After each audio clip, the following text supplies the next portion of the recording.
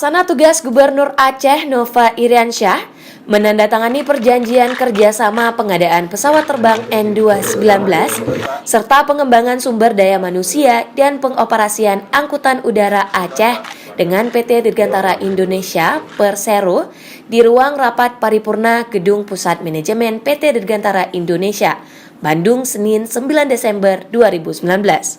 Pengadaan pesawat itu dilakukan untuk meningkatkan konektivitas antar wilayah di Aceh dalam rangka peningkatan perekonomian masyarakat dan pembangunan daerah.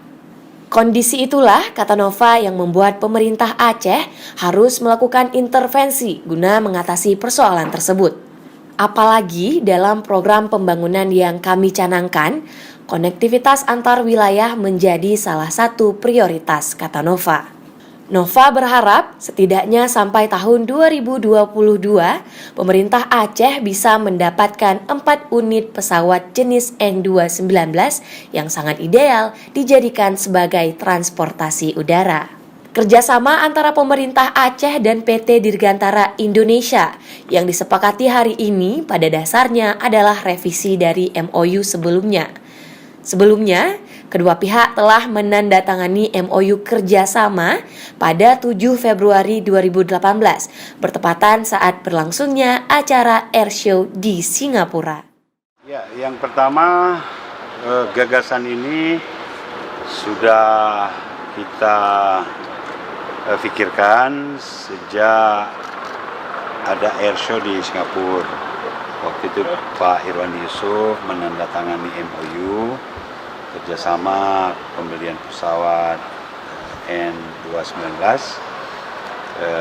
dari PT DI, tentu untuk menunjang secara umum pertumbuhan dan pembangunan Aceh. Itu menyangkut konektiviti antar daerah, menyangkut pariwisata, tujuan pariwisata, menyangkut maraknya investasi, sehingga ke pelosok-pelosok kita bisa mengatasi kendala transportasi.